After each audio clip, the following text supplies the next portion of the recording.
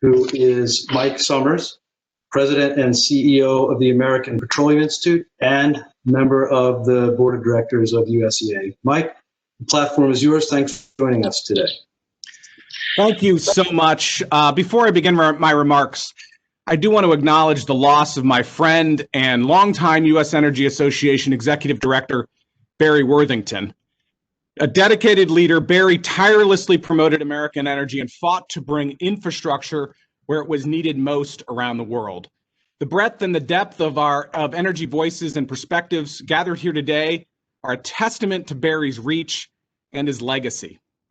At API, our heart goes out to Barry's family, friends, and all USEA staff, and to all of whom have lost a loved one during this uncertain time.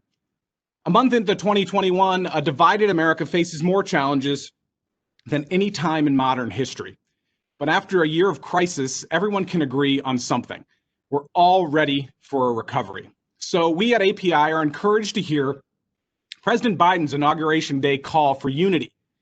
Even better, he issued that call at a time when Democrats and Republicans alike can rally around U.S. energy leadership. After all, the new president assumes power when America leads the world, both in energy production and environmental performance. The natural gas and oil industry drove this dual progress in three ways. First, the U.S. leads the world in emissions reductions since 2000, thanks to greater use of natural gas and advancements in technology and innovation. Our industry has already reduced methane emission rates by nearly 70% in the largest producing U.S. regions. Second, as healthcare, education, and food expenditures surged over the last decade, household energy expenditures dropped 15%, thanks to increased oil and gas production right here at home. That leaves money to pay rent, to buy health insurance, and otherwise make ends meet. Finally, as the world's largest producer of natural gas and oil, Americans pay $2 less a gallon of gasoline than we did a dozen years ago, and we rely less on foreign energy from unfriendly nations.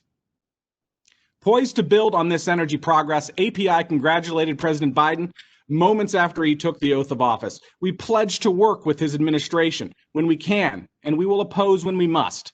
So only 8 days into his term, it is disappointing to report that we find ourselves in a posture of strong opposition. But we have no choice.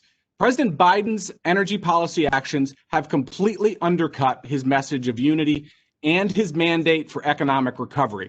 Today, I'm going to illustrate why. Then I'm going to discuss a potential way forward with this new White House. First, I want to begin with a dose of energy reality. Today, oil and gas make up about 60% of the global energy mix. According to the IEA, in 2040, despite increasing investments in renewables and concerns with emissions, oil and gas are still projected to make up about 50% of the global energy mix. Today's alternatives don't consistently offer the energy density, scale, transportability, availability, and most importantly, the affordability required to be widely accepted. While society will move towards lower carbon sources of energy as technology improves, oil and gas will continue to play an important role in the long-term energy mix. In fact, IEA suggests that oil and gas will remain at 53% of the global energy mix in 2040 under their stated policies scenario. In a scenario developed by the IEA that envisions every country meeting their Paris commitments, oil and gas will be about 46% of the energy mix, while renewables grow to 18%. Just yesterday, JP Morgan was out with a paper outlining concerns about a quote-unquote COVID green risk, which, quote, is a scenario of large energy and commodity crisis that could happen as a result of underinvesting in traditional energy infrastructure, with a potential to destabilize financial markets, economies, and more broadly, societies. The bottom line is that to keep up with population growth and increase energy consumption, there simply must be more investments in oil and gas. And now is not the time to give up on American oil and gas, which is why the president's announcements the last few days have been so disappointing. First, with the stroke of a pen last Wednesday, President Biden shut down the Keystone XL pipeline project and immediately put 1,000 union workers out of a job. Another 9,000 planned Keystone union jobs will never see the light of day. As a nation, America is foregoing expanded energy trade with a reliable partner in Canada. Meanwhile, local communities along the pipeline's path will no longer see the local investments and jobs that pipeline construction typically brings.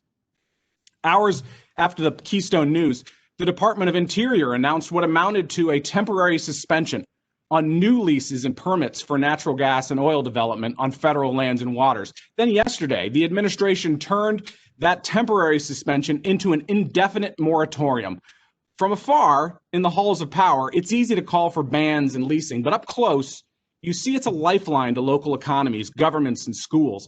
The surest way to bring recovery to a stop is to remove affordable homegrown energy from the picture, with more regulations and more taxes and more restrictions on access. If lawmakers curtail resource development and supplies are limited, it's working people, consumers, and families who will suffer. In New Mexico, for example, such losses are so much more than numbers on a page. According to API's most recent analysis, a federal leasing and development ban could mean 62,000 people out of work. Additionally, more than $1 billion per year from New Mexico's budget to support schools, roads, and hospitals could be at risk. Environmental progress is also projected to backslide as a result of a federal leasing ban. With this import more oil move, the administration is leading us toward more reliance on foreign energy from countries with lower environmental standards. There was another interesting piece of the order from yesterday that hasn't gotten much attention. The order includes a review of certain long-standing programs to expand energy infrastructure across the world. Part of the mission of this organization, USEA, is to expand energy access to places where it isn't. So when the Export-Import Banks helps build out LNG facilities in countries that currently get their power from coal, that is environmental progress. India and China still get most of their energy from coal, and it's growing. Shouldn't it be the top priority of the United States to help them cut their emissions profile through LNG? This brings me to my second point. Global energy demand is only going to grow as vaccines are distributed and our economy recovers. In our collective return to normal, natural gas and oil are ready to provide the energy that powers modern life. No subsidies or government help is needed. We're established, we're ready, and we're on it.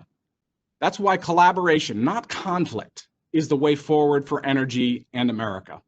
If President Biden wants to work together to solve the big problems, he can count on us. If he's serious about working across industries, he'll find a partner with natural gas and oil companies.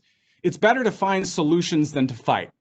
Let me share 3 quick examples, all related to environmental progress and economic recovery, where we think that we can find common ground. First, we want to work with the administration on the direct regulation of methane sources. API members have made great progress in reducing methane over the past 4 years, and we believe smart regulation can accelerate this progress. We are willing partners in shaping a regulatory environment that is sensible, workable, and promotes further technological advances and innovation. Our industry can continue lowering emissions while supplying the energy our nation needs. Second, ensuring trade policies support exports of American environmental progress is a key goal of API. By exporting liquefied natural gas, America has the capacity to share a low-cost, lower carbon resource with our trading partners in Europe, Asia, and around the world. Natural gas is a big reason why the U.S. is the world leader in reducing carbon dioxide emissions, and to meet Paris and other lower carbon targets, access to natural gas is essential. Third, working toward ending the pandemic. Our products serve as the critical building blocks for millions of face masks, surgical gowns, and other protective equipment worn by our heroic frontline workers. Our crews work long shifts to help make those products and power hospitals and plants so others can stay safe at their workplace or to get care that they need. We fuel emergency vehicles, trucks to transport vaccines, airplanes to deliver medical supplies. In our nation's most critical time of need, our industry workforce proves day in and day out that we're essential. At API, we're rooting for President Biden to lead America out of this crisis. As he works toward that important goal, he faces clear choices. energy abundance or foreign dependence, American jobs or overseas jobs, economic revival or small town decline, progress or retreat. Thus far, President Biden is on the wrong side of a number of these consequential choices. Our focus remains on partnering with the administration, Congress, and the many industries today with whom I share this dais to shape a better future, a future driven by affordable, reliable, cleaner energy provided in large part by natural gas and oil. Thank you again to USEA for providing this great forum.